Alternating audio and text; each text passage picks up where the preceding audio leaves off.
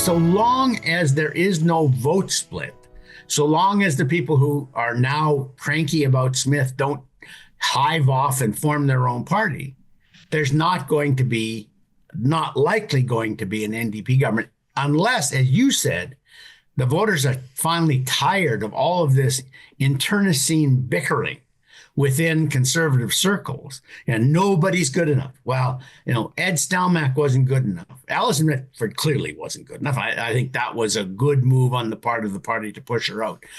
Jim Prentice was a decent guy. I'm not sure that his heart was fully in conservatism, but he was a smart guy. Had he not withdrawn, he probably would have been punted out. And then Jason was very conservative. He did, as you say, he did get caught up in COVID restrictions. But other than that, there really is an effort by most of those premiers to keep the province on a pro-business keel. And, I think one more leader done in by the never satisfied bedrock, hard rock right wingers is just good news for Naheed Nenshi. Yeah. You've used the phrase pro-business, and you've talked about the size of government, and that is certainly an important part of being a conservative, is smaller government to allow more freedom of action and more resources for individuals to let people keep the fruits of their own labor. That's a very important part of being conservative. But I think more and more as I grow older, I value the other parts of being conservative too. And I think that Danielle Smith is strong on those. For example, she's, I think, had a very thoughtful balance on the trans issue. Yeah. She's not coming across as a hater. She's not coming across as mean or vindictive, but she's saying, look, no men in women's sports, no men in women's private places. And if you're going to do radical, unalterable surgery, you got to wait till you're grown up. You can't do that as a kid. I think that's very gentle. At least the way she describes it, that's part of being conservative. She talks about a new Bill of Rights for the province. Now, who knows how much teeth it will have, but that's part of being conservative too. It's not just about money.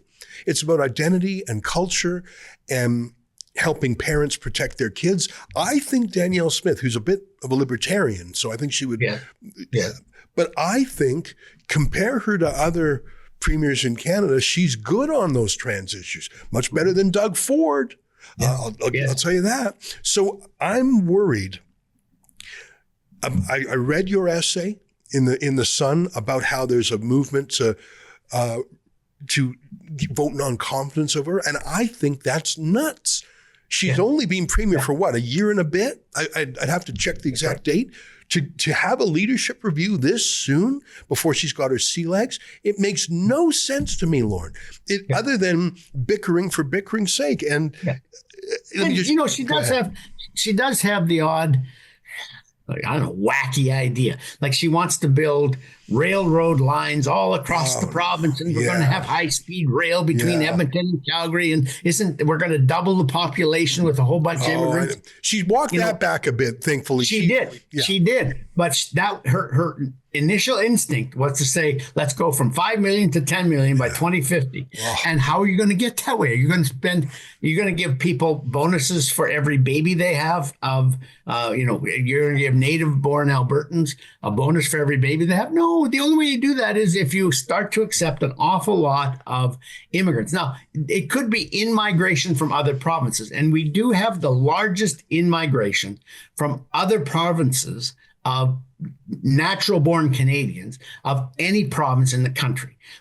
Because we are freedom-loving, because we have low taxes, because there are plentiful jobs, we have attracted an awful lot of people from other provinces. But by far, it's foreign immigration. I mean, absolutely, that's the only way you get to the number 10 million. The only way. So she did have to walk that. Thank God. I think she got, and you know what? I read your essay, and it is true. I've known Danielle since she was in college, and she's an ideas person. She likes innovation. She likes learning about curiosities, and I think she looks at innovators approvingly. But Yes. I think that she needs a bit more of a filter. Well, and go let's ahead. take a look at one of the ideas she has, and from a conservative versus a progressive angle. She would like to see a rail line from the Calgary airport to Banff. From an economic standpoint, that makes some sense to me. It's a big tourist attraction. It's I mean, how many times have you been in a far-flung part of the globe and you say to people you're from Alberta and they say, "Oh, near Banff?" Yeah. So it probably as a business idea, that's a pretty good one. But if it's a good business idea, then let a business build it. Yeah. The conservative would just get the government out of the way. They would say, look, here are some tax concessions because it's a very expensive project. We're going to get the regulations out of the way. We'll keep the bureaucrats out of your hair. That's what a conservative in the modern sense does. But not here's $5 billion, go and build the rail line. Yeah. And by the way, right now, there are bus lines, there are cabs. So you would be competing. It makes no sense. High-speed rail, look at California to see what that looks like. There's a reason why this classic joke on The Simpsons was the monorail salesman. Right. You don't want this in Springfield. Well, Shelbyville wants the monorail. Like it's the huckster meme. I've forgotten that, but that's exactly what it is. Everybody's afraid that they're not going to be as sophisticated as the next people. They're not going to be as worldly. I don't care. Yeah. If it doesn't make sense, don't do it. Yeah. So she does have the odd idea like that. That's a little wacky. But for instance, she wants to change the provincial Bill of Rights to be more forceful on protection of property rights. Okay, so one of the reasons Ed Stelmach got booted out as premier was that he tried to ram through power lines over all sorts of private property. It was not a big issue in the cities, but it was an enormous issue in rural Alberta. And that was where the party's base was, one of its two bases. The other one's in Calgary, usually. And so Ed got run off because of his unwillingness to protect private property. She's talking about putting more private property more forcefully into the Bill of Rights. She's talking about putting a gun control prohibition in the Alberta Bill of Rights. Now, that's not entirely up to the province. And a lot of tut-tutting progressive constitutional experts have said, oh, she can't do that. That's a federal job. Yes, but she can say, as she has since she became the premier, that Alberta will not cooperate with any federal attempt to control guns in the province. One of the things that they said early on in their administration was they would not allow the RCMP, for whom they pay in Alberta, any place where the RCMP is the local police force, that's paid for by the provincial government. They said they would not allow a single dime of the money they give to the RCMP as a local police force to go for gun confiscation. Okay, that's what she can do in the Bill of Rights. And she is trying to do as many of the things as she can to the extent that it's possible for her to do. I mean, I think initially when she came in and she was all big on her Sovereignty Act, they were talking about, they were just going to invalidate federal laws. Now, we can't do that. I mean, it's just constitutionally, they don't have the power to do that. Right. But they would say, look, in this area, this is a provincial jurisdiction. And if they ask us to enforce their law, we're not going to do it. Right. And I think that is, it's basically the Quebec model. They have adopted this notion that, if Quebec insists on some concessions, if Quebec insists the feds keep their nose out of a particular jurisdiction, we can do the same sort of thing. And I think that's good. I don't think on any of those that she has been too soft. I think she's coming to a more realistic understanding of what limitations the provincial government has, but she's pushing to those limits. Yeah. And I guarantee you they're giving gigantic headaches and pains in other areas to the federal government. So I think she's done well. And the thing I would ask people who are trying to get a non-confidence motion going at the annual general meeting the UCP will have in Red Deer on November 1st and 2nd. The thing I would ask them is, what's the alternative? Yeah. Who is your candidate? So, okay, you didn't want Ralph Klein, didn't want Ed Stelmach, didn't want Alison Redford, didn't want Jim Predis, didn't want Jason Kenney. Maybe you don't want Danielle Smith. Okay, so who is the perfect candidate? I think for a lot of those people, if Christ himself became the leader of the UCP, he wouldn't be perfect enough.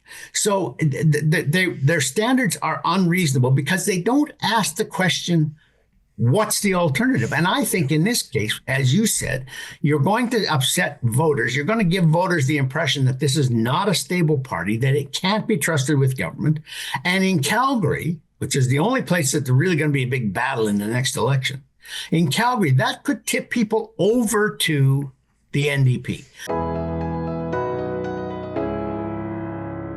Oh, hi, it's Ezra Levant here in Toronto with an important message because we need your help. Independent journalism in Canada is under attack. Government censors, big tech deplatformers, and the dying legacy media are all working together to maintain exclusive control on the information you receive. They don't want you to hear other voices like ours, and they really don't want you to be informed and to think for yourself. That's why the work we do here at Rebel News is so important. Our on-the-ground reporting, independent news shows, and special content you won't find anywhere else. It's all designed to give you trustworthy information and alternative viewpoints so you can decide for yourself. We don't get government money, and we are not owned by some big global conglomerate. We're funded by people just like you, so please support independent journalism and help us continue our work by subscribing and becoming a Rebel News Plus member today, right here on the page. Go to rebelnewsplus.com. Members get instant access to all of our shows, invitations to exclusive events, and access to our premium content like live event footage and documentaries you won't see anywhere else. Only Rebel News Plus members can join the conversation by participating in the comments section of our new website. That way you can have your say too. More than anything, though, you'll be able to take pride in supporting real, honest journalism, and you'll help our talented team continue to do the work to push back on the establishment. We really can use your help. We need it, in fact. So thank you, and enjoy Rebel News Plus.